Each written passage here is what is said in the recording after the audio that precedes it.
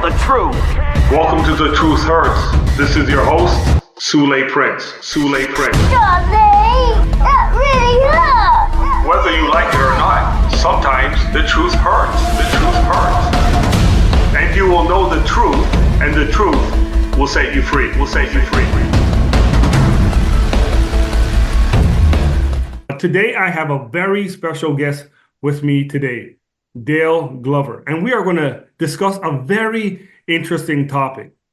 We are going to discuss the Shroud of Turin. Now, many of you probably don't know this topic. You probably have heard of it, but never researched it deeply, or you may never have heard of the topic at all whatsoever.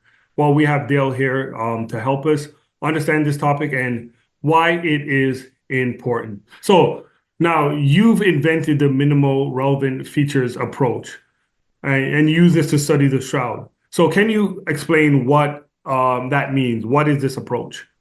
Absolutely. So this kind of refers to my methodology to studying the shroud evidence. So that I came up with this as an unbeliever, as a non-Christian, right? When I was studying the shroud, and I wanted a systematic way to approach the evidence for the shroud. And so I came up with this thing called the minimal relevant features approach. It's very similar to, on the historical side, the minimal facts approach of Gary Habermas, right? So essentially my minimal relevant features approach is I only use the minimal number of properties proven scientifically about the shroud. So, there are physical properties, and I'll talk more about those later. And there are certain chemical properties that have been scientifically proven about the shroud images. I only use the minimal amount necessary to prove that there's a miracle, but I have two criteria for the facts that I use. So the first is that some pro-shroud experts will label it as type A, type B, and type C level facts, or class 1, class 2. I only use type A or class 1 level facts.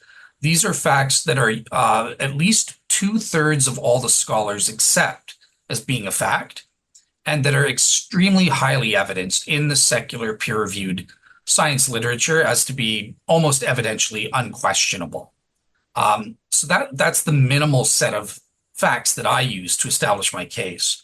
There are other facts that are, have been proven scientifically, but they're a little more controversial, or maybe they haven't even been published in a peer-reviewed journal. I just leave those out. So that's what I mean by the minimal relevant features.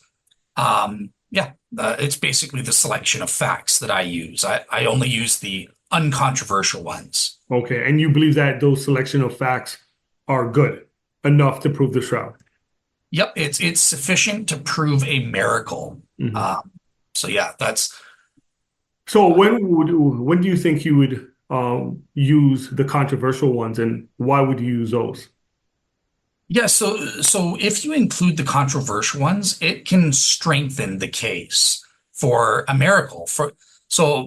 This might be an upcoming question, but I'll just give an quick example here now. So an example of a fact that speaks to whether it's a miracle or not that Gary Habermas uses is, for example, that there are visible bones and teeth on the shroud man's body images.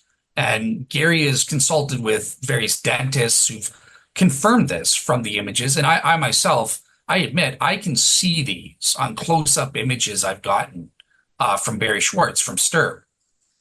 So I see what they're talking about there. Now, if there's bones and teeth on the shroud, that points to the fact that whatever form the images happened from within the body. It wasn't just on the surface of the body kind of thing, right? So that speaks towards image formation. What on earth would come from within the body that would encode bones and teeth on the shroud?